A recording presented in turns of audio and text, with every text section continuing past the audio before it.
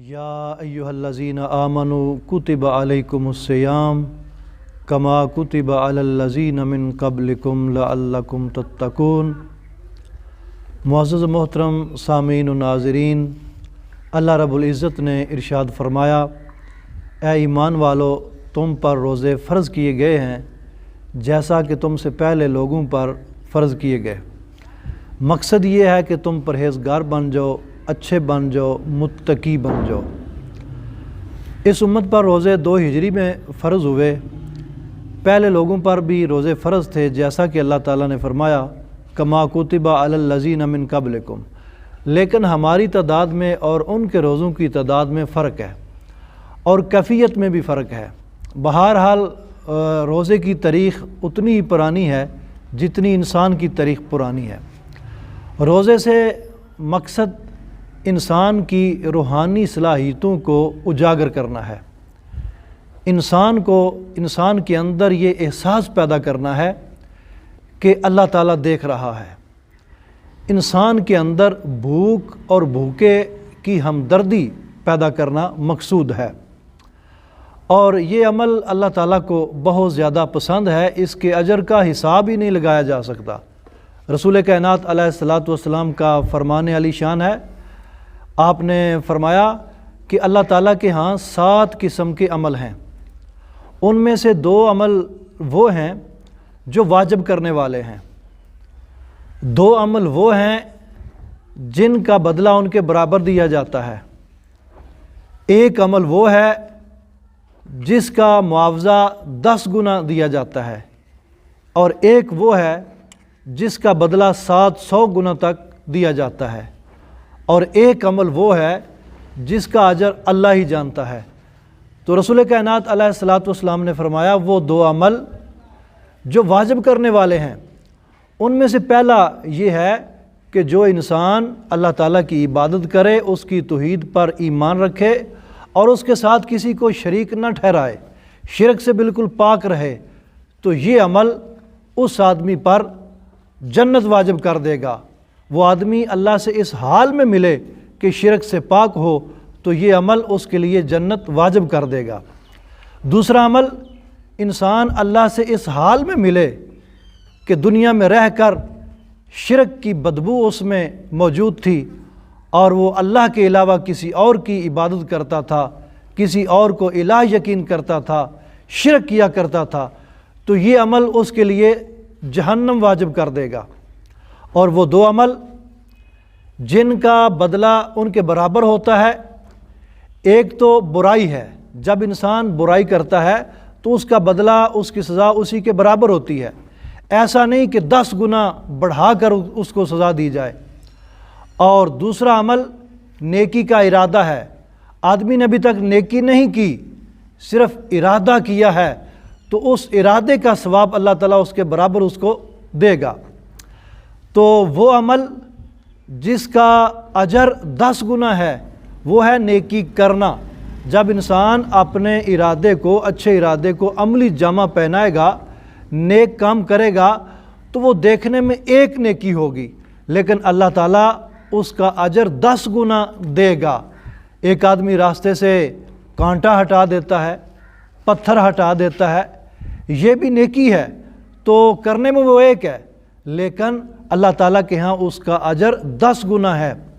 اور وہ عمل جس کا اجر 700 گنا تک ہے، رسول کائنات علیہ الصلاۃ والسلام نے فرمایا کہ جب انسان اللہ کی راہ میں مال خرچ کرتا ہے تو اس کو 700 گنا تک ثواب دیا جاتا ہے۔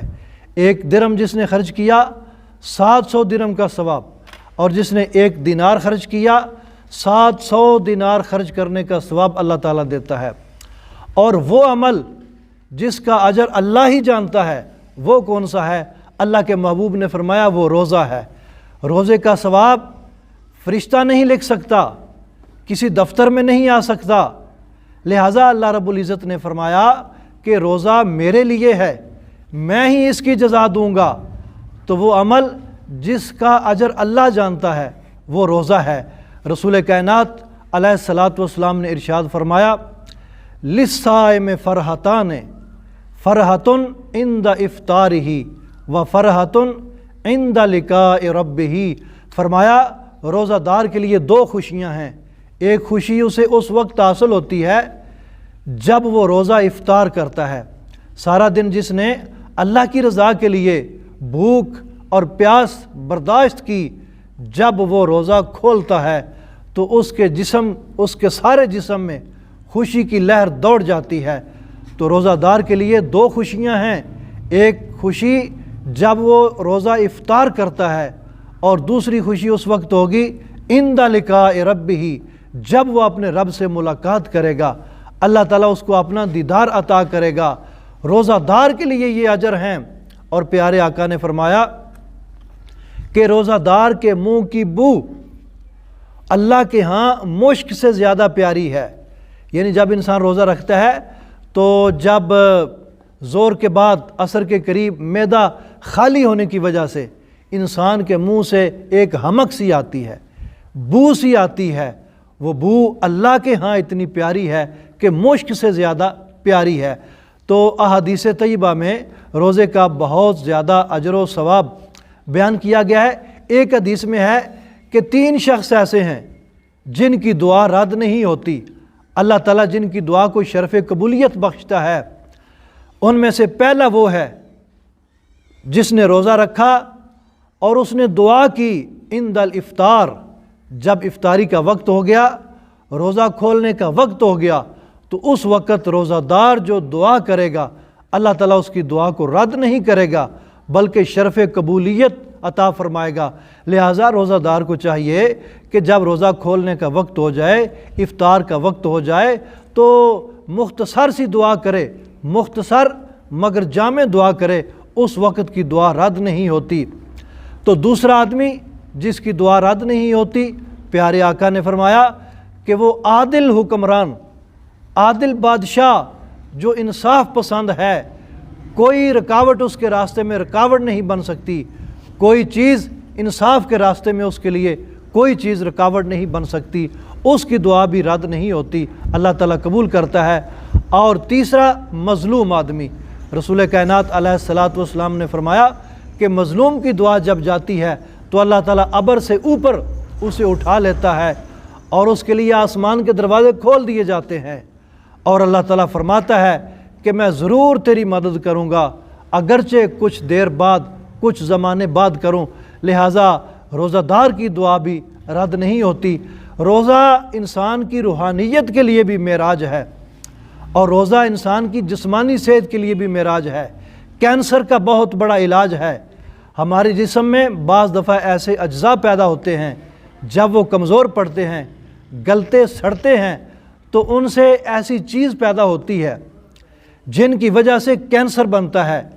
ماہرین کا کہنا ہے کہ اگر انسان سال بھر میں صرف 20-25 دن ہر روز تقریباً 9-10 گھنٹے بھوکا رہے، تو اس کے بھوکا رہنے کی وجہ سے وہ اجزاء جن کی وجہ سے کینسر پیدا ہوتا ہے وہ اجزاء ختم ہو جاتے ہیں۔